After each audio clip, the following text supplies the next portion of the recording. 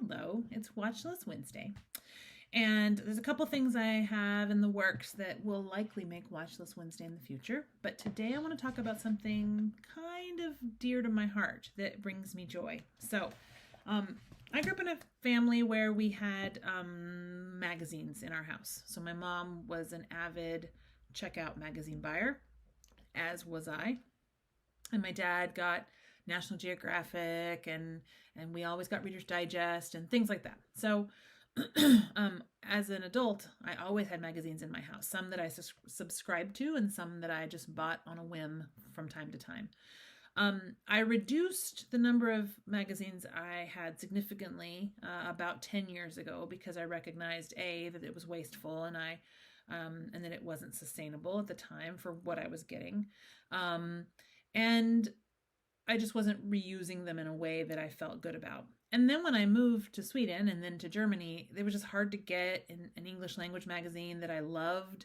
And so I just stopped having them. But I missed them. Every time I would come to the States, I felt like I would load up on magazines. And of course, I have digital versions of Oprah Magazine or of Prevention or Reader's Digest. So I had those.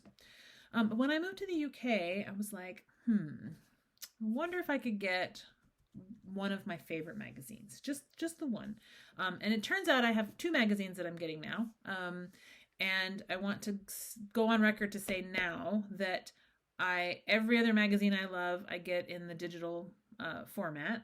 And I also recycle my magazines. So it's a really big deal. And when I say that, I mean that I take them to the little libraries in my neighborhood and put them in there, and other people take them. So they get at least two uses, if not more.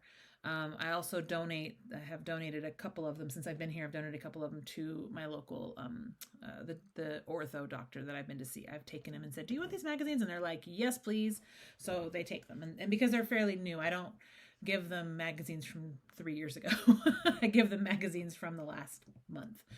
So I always make sure they get passed on. It's very important to me. But I want to share the two magazines that I get in print. One is quarterly and one is monthly. So the first one is, let me do this side, Mantra Magazine. This magazine has a great Instagram. So if you don't want the magazine, it's also really just go follow Mantra Magazine. I think you'll really love it. It is a beautifully done. The artwork is really beautiful and very colorful, and it's really a magazine for creating spaces you love, doing artistic things you love, mindfulness, wellness, anything along those lines.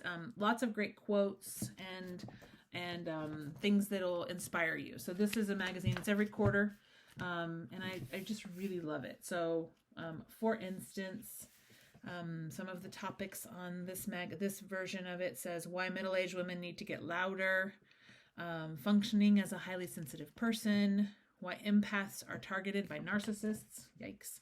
And then on the other side, optimizing your lifestyle for longevity, overcoming social anxiety. So very nice magazine for coaches and just people who are really into these kinds of wellness topics. Really, really nice magazine. And again, just beautifully, beautifully done. So that's one. The other is very self-indulgent, and don't worry, I don't have to give these away because I love them so much. So these are my first two copies of New Mexico Magazine. So those of you who know me well know how much I love New Mexico. And let me tell you, this magazine, beautifully done. It is funded by, or is a function of the tourism board for New Mexico, but it is not paid for by taxpayer dollars. So it is funded by subscription. It's a beautiful magazine. I mean, obviously, if you just put enchiladas with an egg and some green chili on the front of the magazine, I'm happy just starting there. But it's really beautifully done. Very good stuff around kind of travel and tourism, great spots to see. There's lots of really great authors. So, I mean, come on. And then this one is very much about New Mexico adventures, and it's very much hiking and outdoor adventures in New Mexico. beautifully done. I think it's been around since like 1923, and has about 100,000 subscribers, and it's a beautifully done magazine. So I get this magazine, I cut lots of recipes out, I pull out things I want to put on my vision board, and then I will pass them on, but I'm a little pickier about passing on my New Mexico magazine, at least right now.